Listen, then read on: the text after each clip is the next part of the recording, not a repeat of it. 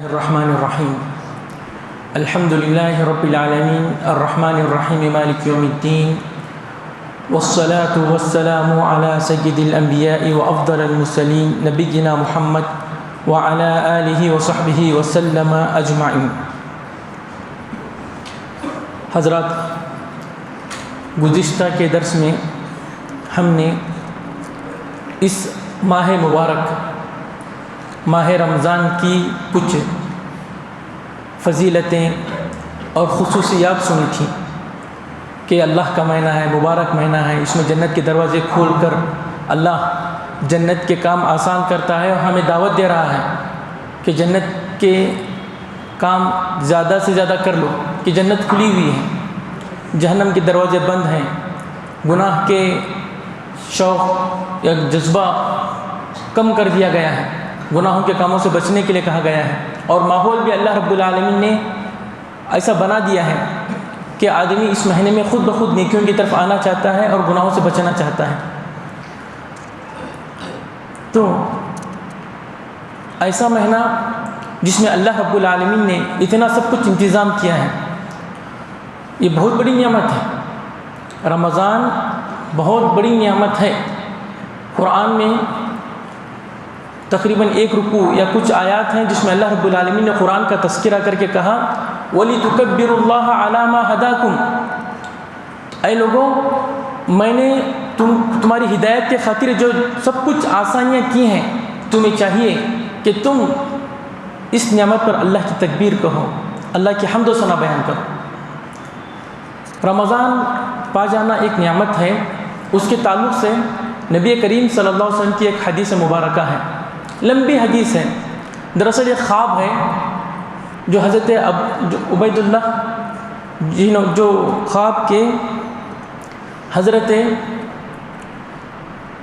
طلحہ بن عبید اللہ رضی اللہ عنہ، عشرہ مبشرہ، وہ 10 صحابہ کرام جن کو نبی کریم صلی اللہ علیہ وسلم نے ایک ہی مجلس میں جنت کی خوشخبری سنائی تھی،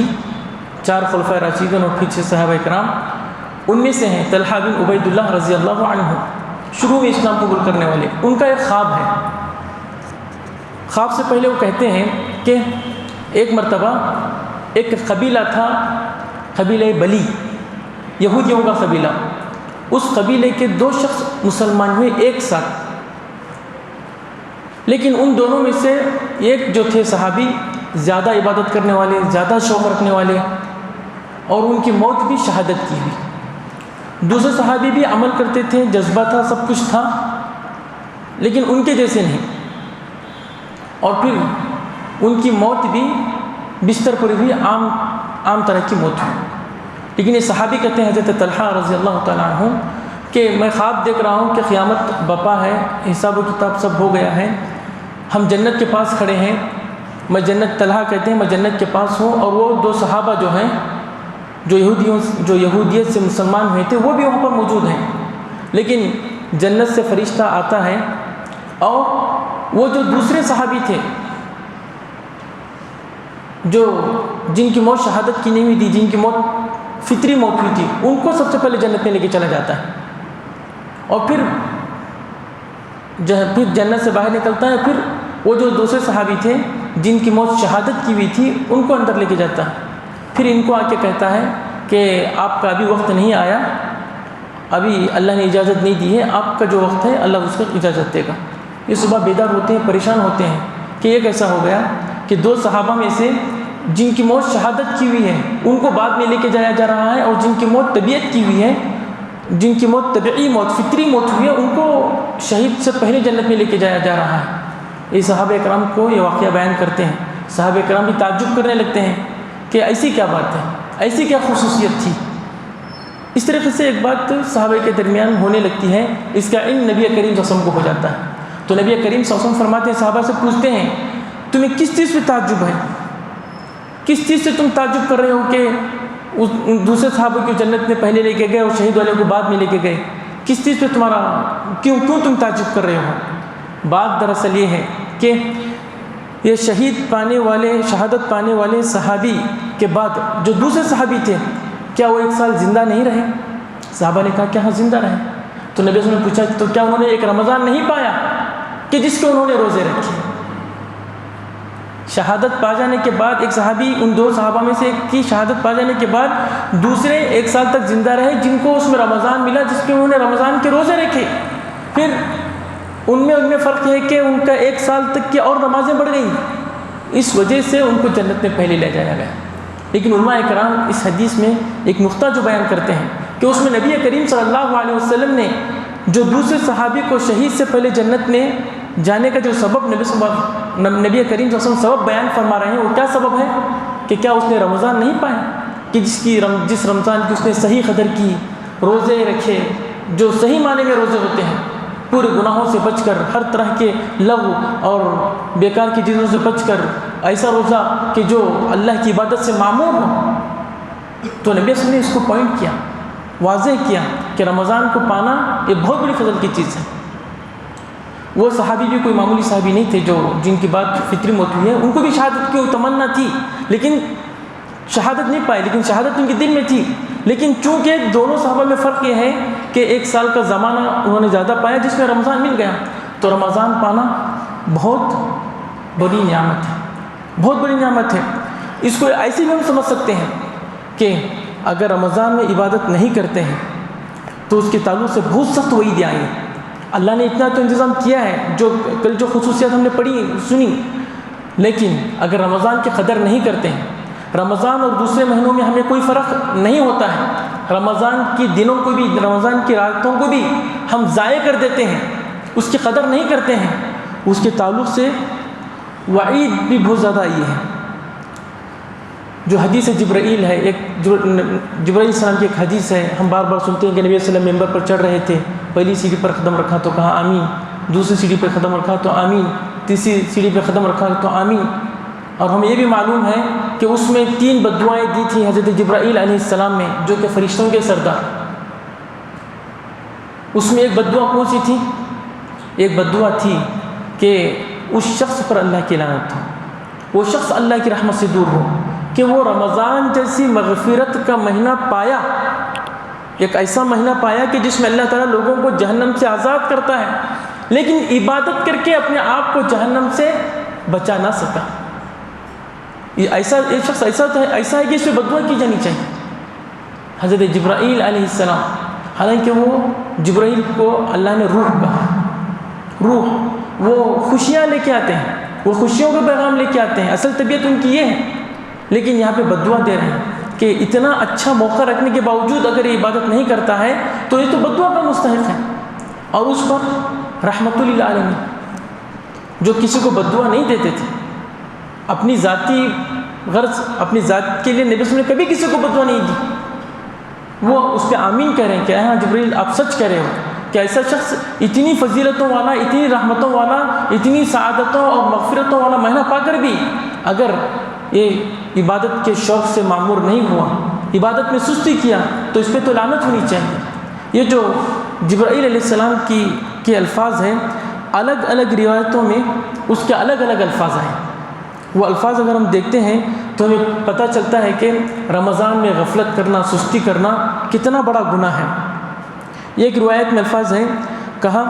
رغم انف عبد دخل علیہ رمضان لم یغفر له، اس بندے کی ناک خاک آلود ہو جائے، ذلیل و خوار ہو جائے، ناکام اور نامراد ہو جائے، جس کے پاس رمضان آئے اور اس کی مغفرت نہ ہو۔ رسول اللہ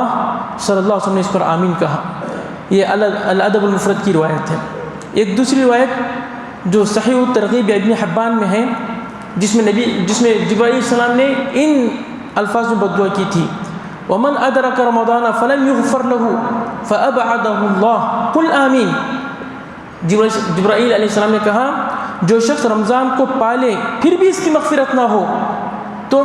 اللہ اس کو دور کر دے، اپنی رحمت سے دور کر دے۔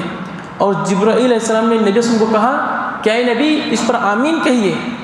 تو نبی صلی اللہ علیہ وسلم نے بھی کہا کہ اللہ تو جبرائیل کی بددعا اس شخص کے حق میں جو عبادت نہیں کرتا ہے رمضان میں، جو رمضان کی قدر نہیں کرتا، اس کے حق میں تو قبول کر۔ ایک روایت میں یہ الفاظ آئے ہیں، شقی عبد ادرک رمضان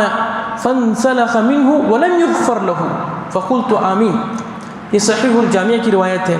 بدبخت اور بد نصیب ہو جائے وہ شخص جس نے رمضان کو پا لیا پھر رمضان اس سے ایسے گزر گیا کہ اسے مغفرت نہ ملے، تو میں نے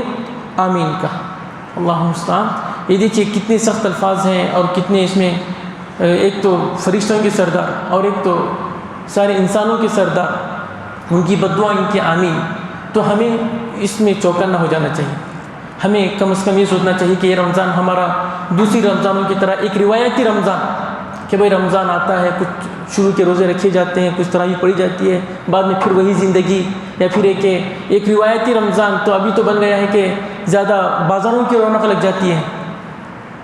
بازاریں زیادہ سج رہے ہیں، کھانے پینے کی زیادہ سج رہے ہیں۔ ہم اس سے ہٹ کر ہم سوچیں کہ یہ تو تقویٰ کا مہینہ ہے، یہ تو اپنی نفس کی اصلاح کا مہینہ ہے، یہ تو اپنی نفس کی تربیت کا مہینہ ہے، ہم اس میں لگیں۔ اس مہینے سے ہم کیسے صحیح طور سے فائدہ اٹھا سکتے ہیں؟ ایک تو ہم سچی توبہ کریں اپنی غفلتوں، اپنے گناہوں اور اللہ سے دوری سے، اور اللہ کی طرف سچے دل سے راغب ہوں، نیک اعمال کرنے کا عزم پختہ ارادہ کریں کہ نہیں اس رمضان میں ہمیں کرنا ہی کرنا ہے، ہمیں ہرگز پیچھے نہیں ہٹنا ہے، عزم ہونا چاہیے، پکا یقین اور سچی تڑپ ہونی چاہیے۔ سچی طرف ہوگی، اللہ تعالیٰ خود بخود مدد کرے گا، اللہ اس کے لیے عبادت کے راستے خود بخود کھولے گا۔ تیسری چیز، عبادات کرنے کے لیے ایک مستقل پروگرام اور ٹائم ٹیبل تیار کر لیں۔ جی، جیسے دنیا کے تاجر جو بھی ان کی تجارت کا جو سیزن ہوتا ہے اس سے پہلے ایک پلاننگ کرتے ہیں، کون سا سامان کہاں سے لینا ہے، کون سی چیز اسٹاک کتنی کرنی ہے، اپنی دکان کی ایڈورٹائزنگ کیسی کرنی ہے، سب پلاننگ سے ہوتا ہے، پلاننگ کے بغیر کچھ نہیں ہوتا۔ تو یہ رمضان کا مہینہ بھی کچھ ہی دن ہے۔ ابھی کل ہم نے نماز پڑھی تھی سورہ دوسرا پارہ سیخول میں، جہاں پہ رمضان کے تعلق سے آیتیں ہیں، اللہ نے کہا کہ ایام معدودات، یہ گنتی کے چند دن ہیں۔ ابھی رمضان کا انتظار کر رہے تھے، رمضان داخل ہو گیا، ابھی پتہ نہیں کب گزر جائے گا۔ کہا کہ ایام معدودات، یہ چند ہی دن ہیں، اس کی صحیح طور سے پلاننگ کر کے ٹائم ٹیبل بنا کر کہ روزانہ کتنے پارے پڑھنا ہے اور کتنے صفحے پڑھنا ہے اور کون سی تقریریں سننا ہے، کون سا درس میں حاضر ہونا ہے، اس طریقے سے کریں گے تو انشاءاللہ یہ ایک عبادتوں سے بھرپور یہ رمضان ہوگا۔ اور دوسری چیز